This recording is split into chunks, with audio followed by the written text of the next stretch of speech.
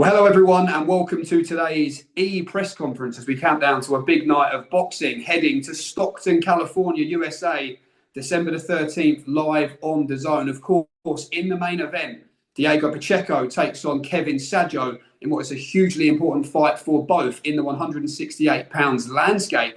But how about this for a co-main event in the lightweight division?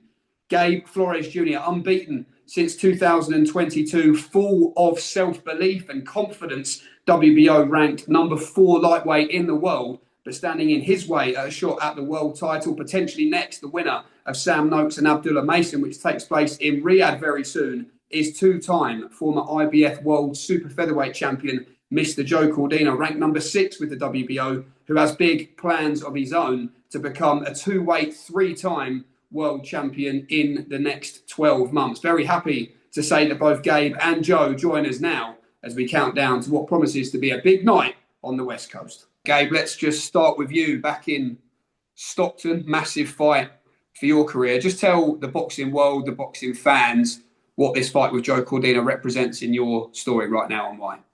It's just another level up, climbing the ranks. It feels good to be back in Stockton. Our best performances were there.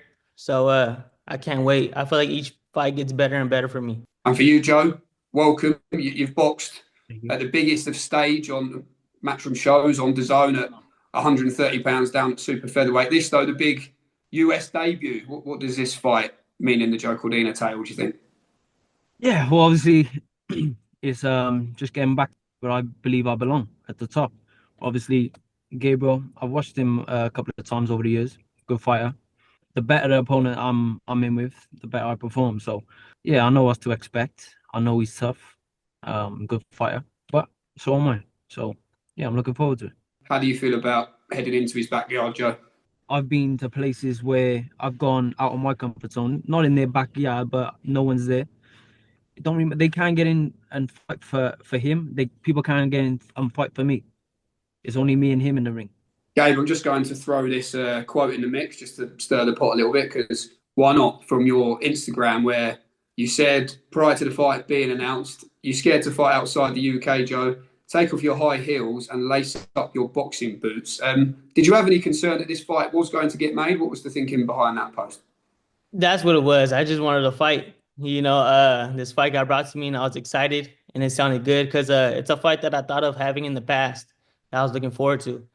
And it looked like it wasn't going to happen at one point. They're sending me other opponents and all that. So I was kind of confused. Like, why was that disappointed? Why it wasn't going through? So I just got to have to poke the bear to make sure that it happened. Why is Joe Cordina someone you've wanted to share the ring with? I just feel like it's a great style to match up. I feel like I'm going to have the best performance with him. It's going to make me bring up my game. Because fighting a lot of these fighters I've been fighting is good. But when I see somebody that has a good name, it's going to bring me up and it's going to bring out the best of me. Cold feet, Joe? What was the delay from your side? Was there a delay? I got told I was fighting in Monte Carlo the week before this fight. So this wasn't even mentioned to me apart from when he tagged me in the post. Like, because we're talking to Kevin Rooney, we're talking to the team, and they all told us. I swear, my kids, may anything happens to them, yeah? And I don't make anything happen to my kids, yeah? It's not as if I'm scared of you or scared of this man or scared of that. As you know, because you're a fighter, I'm not scared of no man, especially who bleeds and got two arms and two That's legs. the past. Now we got a fight coming December 13th. 100%. It's done now. Yeah, 100%. And do you know what? Yeah, I always thought maybe we'd cross paths at some point, but now we're here.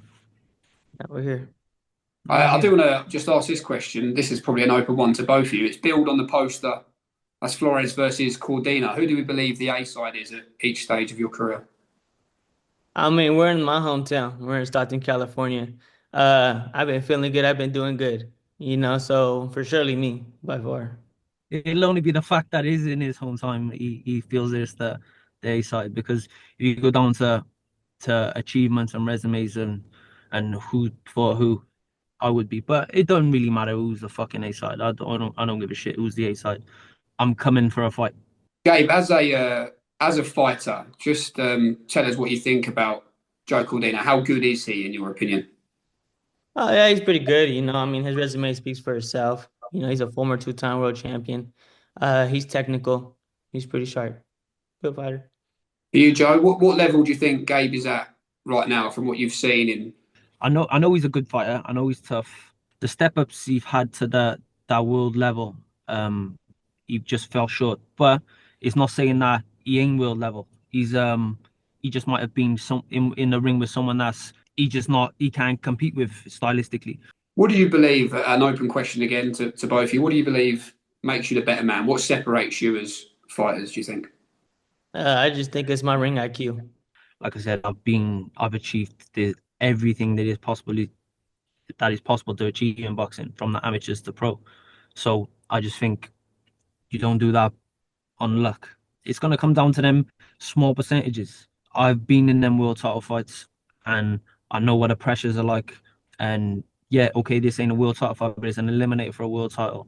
I've done 12 rounds plenty of times, and them extra couple of rounds is a big difference. And they're the rounds that will show it on the night. What sort of fight do you mentioned about it? This maybe going into a shootout, Joe. What sort of fight deep down do you really see unfolding here? Listen, I say it could come to a shootout. Yeah, I believe it will come to a shootout, but I've been wrong before. I've gone into a fight, my last fight, thinking that this fucker's 19-0 or with 17 knockouts or something like that, whatever it was. He hadn't gone the distance. So I'm thinking he's coming for a Mexican fucking shootout. And he's come and started boxing, moving. And there weren't much videos on him. And I thought, right, this threw me off a little bit. Okay, no problem. We just walk him down and whatever, we get to him at some point. But it could come to a shootout. It could come to like an out and out boxing match where we got to think. I'm ready for everything. You've seen me been in a fight where I can punch. I've shown I can punch. Then I've been in a fight where I've had to dog it out. Then I've been in a fight where I've boxed their heads completely off. So I've done it all. But we don't know until we get in there. Yeah, I know he's a good fighter. I know he's tough. He's had a lot of fights. He's experienced. So until we get in there on the 13th, we won't know until then. How do you see it, Gabe? On the flip side, if it goes to a shootout, does that suit you? Do you think? It suits me. I welcome that. I like that. Hey, it's music to my ears. Where do you think you can go, Gabe, in this sport? As Joe was saying, he's been a world champion twice, beat two world champions on two occasions, but this is a big breakthrough chance for you at 25. Where do you believe this journey can go? Oh, as far as I want to take it, I feel like I'm gonna win world titles. I'll go up and win more world titles. But right now we're focused on December 13th, and I feel like that's where I'm gonna prove where I could take it. I could say this and that, but there's December 13th. That's where I'm gonna prove how great of a fighter I am. What is your why, Gabe, at this stage of your career? Like when you think about what it is that motivates you most at this stage, what is it deeply? Yeah, my why is from my city. That's a big part of it right there in Stockton. Growing up tough over there, there's a lot of people that don't have a lot of hope, don't have a lot of belief to do something big. But I'm coming in and shooting to win my first world title to show everybody they could do it. I got my family on my back. I mean, I got some whys, man. My mom's up there looking at me. Lost her back in 2013. It's another story, but God rest that's her. another reason God my rest her. whys. What were you saying there, Joe? Sorry. I said just God rest her. My wives are my children. I've still got ambition to win world titles, but my main focus is being able to provide for my kids, make sure they eat every single day, and have a better upbringing than what I did. Eddie Hearn has basically said, gents, that this will serve as a final eliminator for the winner of the big one in Riyadh in a few weeks' time between Abdullah Mason and Sam Noakes. Just out of interest, how do you both see that one going if it's one you're familiar with? I say Abdullah takes it. He's a great technical fighter. I watched him. We're both signed to Top Rank at one point, so I seen a lot of him. I think he takes it pretty good.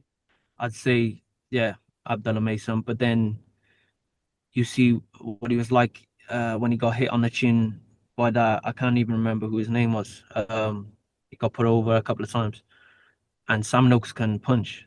So, and I've never sparred Sam Noakes, but even Shakur said he's one of the hardest hitting fighters he's been in with. So, yeah, on first thought it would be Abdullah Mason, but I wouldn't put it past Sam Noakes to come out victorious and become world champion. And ultimately, for you both, you win this fight and you want the winner of that. Is that how you see this victory leading? Yeah, Yeah, I'm of hoping course. for it. I'm hoping for it. Well, that's what we're in this game for, and this is what we've been told, that it's a final eliminator for a world title, for the WBO world title. So yeah, when we obviously the winner of this gets a winner of that, and that's the way it's going to be. Just finally, then, lads, before we do let you go, can we have a little prediction when you do visualise the fight? Gabe, we'll go to you first. How do you believe you beat Joe Cordina? Tell the boxing fans and tell him as well. Honestly, I don't see it as gonna be something like a shootout. I see domination, to be honest, from my side. I'm prepared. I feel great. I've been having great sparring. It's just I've been climbing. I don't think it goes all 12.